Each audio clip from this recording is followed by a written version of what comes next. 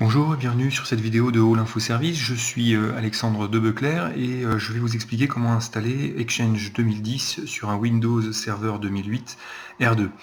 Alors tout de suite sur la question pourquoi ne pas faire un Exchange 2013, tout simplement parce que cette vidéo s'adresse à un public particulier qui utilise des ordinateurs sur lesquels il ne serait pas possible de faire tourner Exchange 2013. Exchange 2013, notamment pour le rôle Mailbox, nécessite 8 Go de RAM et tout simplement voilà, on n'est pas équipé avec 8 Go de RAM. Toutefois, tout ce que vous allez savoir ici sur Exchange 2010, vous pourrez l'appliquer sur Exchange 2013. Tout ce qui change, c'est que sur Exchange 2010, vous allez utiliser la MMC pour administrer Exchange.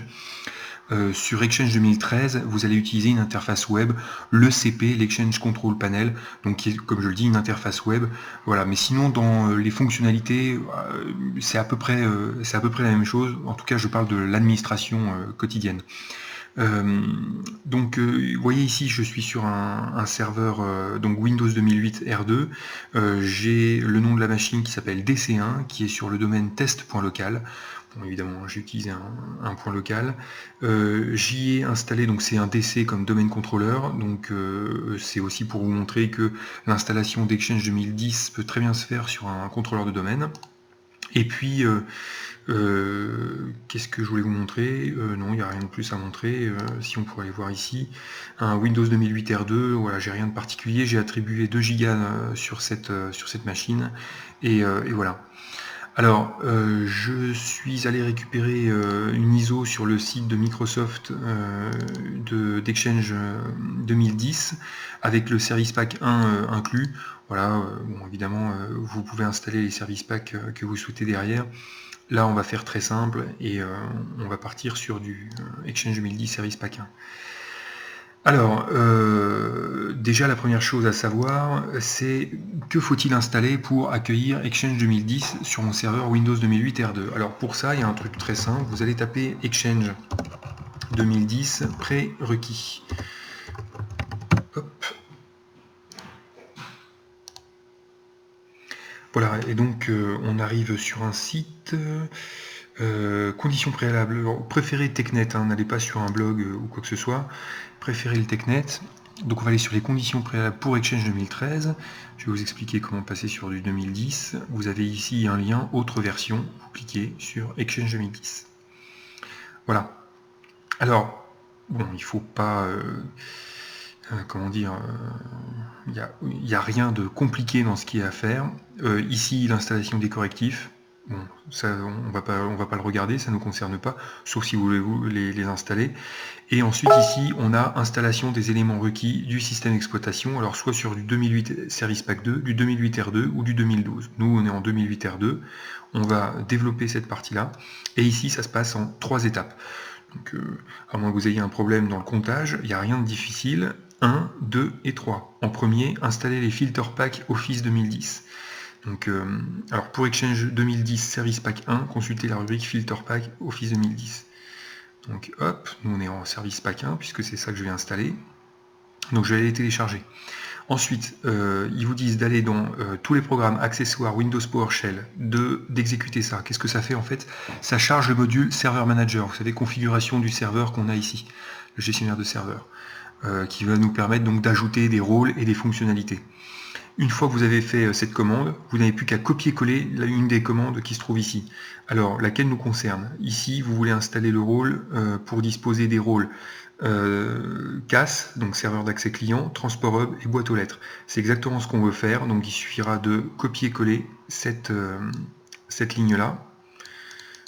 Évidemment, c'est pas facile, c'est pour ça qu'ils ont prévu le truc ici. Hop, copier, et donc il n'y aura plus qu'à le coller dans la fenêtre Windows PowerShell, de laisser tourner. Alors on va le faire.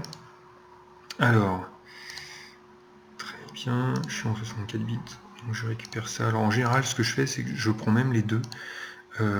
Pourquoi je prends les deux? Je ne saurais plus vous dire.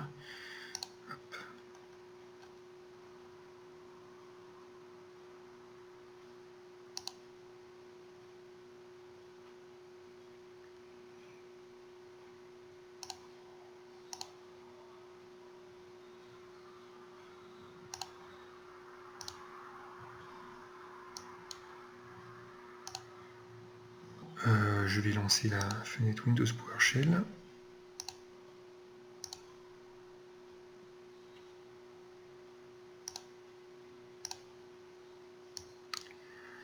Voilà, en attendant. Et ben voilà, c'est fait.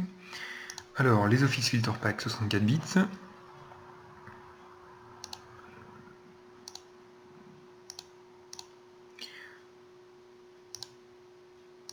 Voilà, donc ça a été rapide. Alors il me semble que si je clique là, il va me dire que la plateforme n'est pas bonne. Ouais, voilà, c'est ça. Donc je ne sais pas pourquoi je téléchargeais les deux, c'est inutile. Ensuite, on va prendre, on va copier-coller cette commande-là, l'import module. Hop. Voilà. Donc là, on a chargé les modules du gestionnaire de serveur. Et ensuite, comme je le disais, on va copier-coller cette première ligne de commande. Les autres, on n'est pas obligé de le faire. Hein. Les autres, vous voyez ici, c'est pour installer le CAS, le transport hub, la boîte aux lettres et la messagerie unifiée. Ça ne nous concerne pas. Ici, on veut installer le CAS et le transport hub. Ça ne nous concerne pas. Ici, le transport hub et la boîte aux lettres, etc.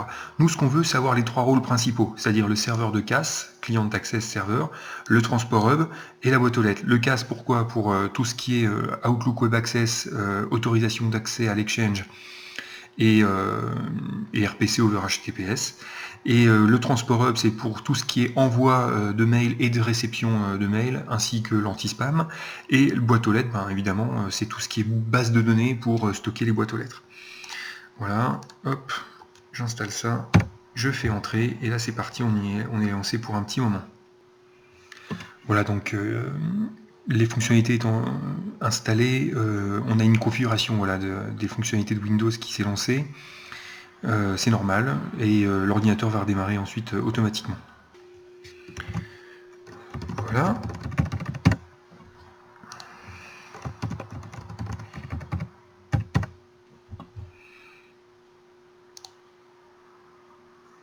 Donc oui, pour information, hein, je suis sur VirtualBox tout simplement, et voilà, sur mon hôte et sur Windows 8. Alors, donc, hop, ça c'est bon. Et ce qu'on peut voir déjà, c'est au niveau des fonctionnalités. Toc, plutôt. Voilà, on voit que le 2IS a été installé. C'est vrai que j'aurais dû vous montrer qu'il n'était pas présent avant.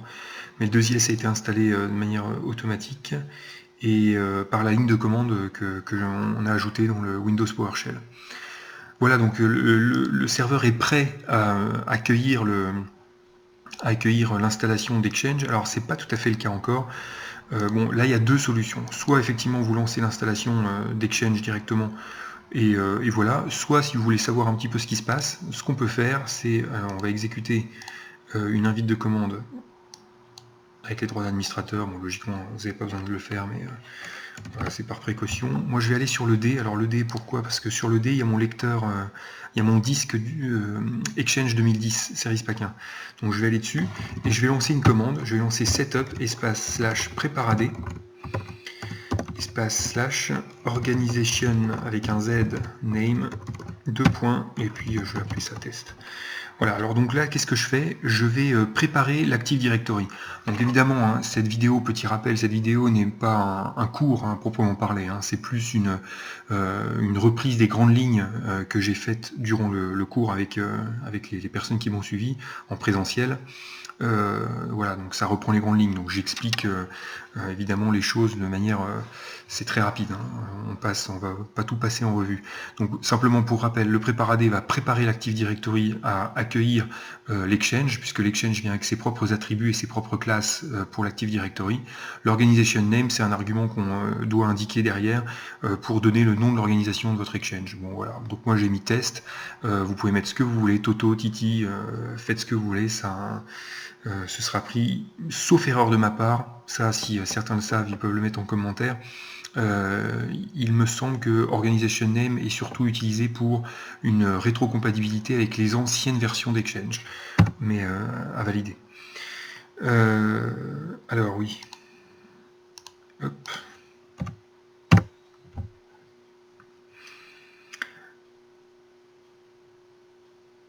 Voilà.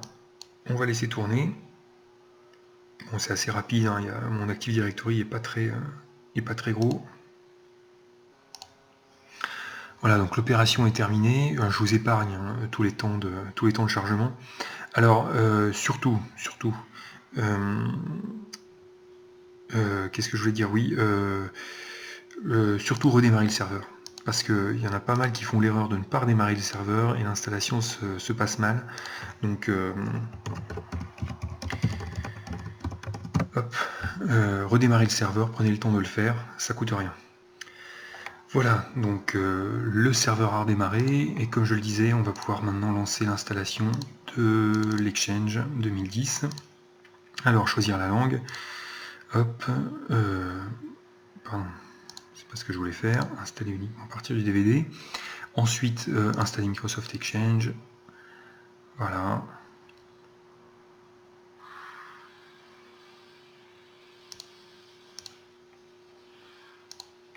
Alors, j'accepte, évidemment. Alors, les rapports d'erreur, là on va faire non, c'est pas la peine. L'installation par défaut, il va installer Transport Hub, accès client, boîte aux lettres et les outils de gestion. C'est parfait, c'est exactement ce dont on a besoin. On a nos 3 rôles et les outils de gestion. Il va installer ça dans Program Files Microsoft Exchange Server V14. Et ici, il nous dit installer automatiquement les rôles et les fonctionnalités. Alors pourquoi est-ce qu'il y a cette case à cocher? En fait, je ne sais pas si vous vous souvenez, tout à l'heure, on avait fait un import module server manager et ensuite on avait copié-collé cette longue ligne de commande qui permettait d'ajouter les rôles et les fonctionnalités pour nos différents rôles Exchange. Et bien en fait, on aurait très bien pu s'en passer puisque dans l'installation, il le prévoit. Donc là, ça c'est pas la peine, on l'a déjà fait. Là, il nous demande les ordinateurs exécutant Microsoft Outlook 2003 requièrent une base de données de dossiers publics pour se connecter à Exchange 2010. Est-ce que vous avez des clients qui exécutent Outlook 2003? Moi, je vous dis, dites oui. Alors pourquoi dire oui? Tout simplement parce que automatiquement à l'installation, Exchange va créer une base de données de dossiers publics. Si vous faites non, la base de données de dossiers publics, vous allez devoir la créer manuellement, tout simplement. Donc moi je fais oui, ça me fait gagner du temps. Configurer le domaine externe, donc le rôle du serveur sera exposé à Internet. Évidemment, notre serveur, à terme, il est censé être exposé sur Internet. Donc on va lui donner une URL qui est accessible depuis tout l'internet. Donc en général c'est mail. Et puis votre nom de domaine. Donc là nous on n'a pas de nom de domaine particulier, donc je vais faire masociété.com, c'est souvent ce que je fais. Voilà, donc c'est pour les besoins du lab, hein. Donc je ne souhaite pas participer. Hop. Et là on est parti pour une installation. Alors selon vos configurations, ça peut durer entre un quart d'heure et une demi-heure. Donc je vais mettre en pause. Voilà, donc le test de préparation vient d'être effectué. Alors pour la petite histoire, hein, c'est que moi j'ai eu des échecs sur des patchs à installer, donc je me suis pas embêté, je suis allé télécharger le service pack 1 de Windows 2008 serveur et je l'ai installé. Voilà, tout simplement, ça m'a réglé le problème directement. Alors donc là quand on fait le test, on arrive sur 2 avertissements vous indiquant que simplement Exchange étant installé sur un contrôleur de domaine, il va avoir une élévation des droits, donc des privilèges, donc c'est normal. Il n'y a pas de souci, il suffit de faire installer et là c'est parti pour l'installation, la copie des fichiers, la création des bases de données. Voilà, donc 13 minutes après, l'installation est terminée. Voilà,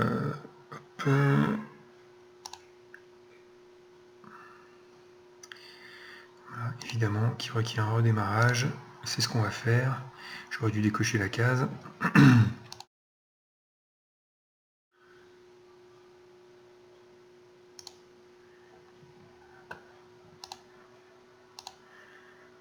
Et on démarre.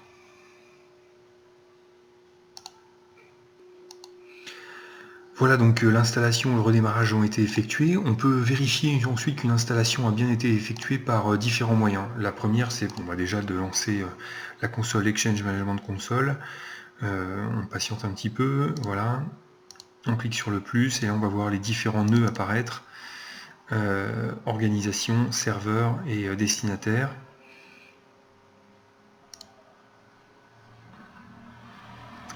Pour l'instant, je vais aller chercher les autres moyens. L'autre moyen, c'est d'aller sur service.msc. Voilà, donc là, ça va très bien. Voilà, configuration, serveur, destinataire. Voilà. Donc là, on a accès à tout, donc a priori tout semble correct. Quand on va sur les services, on peut voir, hop, dans les services Microsoft Exchange ici, les services qui sont en automatique et qui sont démarrés. Alors on a d'autres services, hein, distribution de fichiers, dépôt de courrier, l'assistant de boîte aux lettres. On a un petit peu plus bas, voilà, réplication de boîte. Voilà. Et puis l'autre moyen, c'est d'aller voir donc dans le dossier d'installation, c'est alors déjà Exchange Setup Log, qui va vous permettre de voir un petit peu toutes les étapes qui ont été effectuées durant l'installation. Alors ce fichier, c'est bon à savoir, hein, c'est bien de savoir qu'il existe, parce que vous pourriez avoir des problèmes d'installation d'Exchange, que ce soit sur du 2010 ou du 2013, ce qui m'est arrivé il y a quelques temps, et ce fichier a été assez utile dans la mesure où j'ai pu voir où l'installation bloquait, tandis que le système d'installation ne donnait pas trop d'informations. L'Exchange Setup MSI Log, qui lui va vous donner également toutes les étapes de l'installation, de la préparation et de l'installation. Qu'est-ce qu'on a d'autre? On va avoir des fichiers, alors je vais plutôt vous montrer ça comme ça, en allant dans les options et dans les... Hop, et puis ça aussi. Voilà, donc là on est dans les MSI Log. Et voilà, je cherchais les PS1. Ça, ce sont des fichiers PowerShell qui ont été générés. Donc ça, c'était pour l'installation du Transport Hub, du Client Access, de l'organisation, du rôle Mailbox. Et voilà, pour les principaux. Et c'est ce qui permet notamment de reprendre une installation en cours quand vous aviez une première installation qui avait échoué, par exemple. Donc voilà, là on constate que notre serveur Exchange est bien installé. Il n'y a pas de problème. Donc vous pouvez commencer à l'utiliser. Éventuellement ça peut faire l'objet d'une autre vidéo, mais en tout cas ici pour le déploiement, la préparation et l'installation d'Exchange, c'en est terminé. Donc merci d'avoir suivi cette formation rapide. Si, il y avait peut-être une autre chose voilà, à laquelle je suis en train de penser, pour vérifier que également le 2IS fonctionne, c'est également de vous rendre sur le nom sur ce site. Alors https:// le nom de la machine, .test.local, donc c'est-à-dire le nom de domaine, donc là c'est le nom FQDN de votre serveur, /OWA, OWA pour Outlook Web Access. Et là vous devriez arriver sur cette alerte, ce qui est tout à fait normal, c'est le certificat auto-signé qui n'est pas connu par votre ordinateur, et vous arrivez sur cette belle interface Outlook Web Access. Donc tout est fonctionnel, et vous pouvez commencer à utiliser Exchange. Voilà, et merci pour votre attention.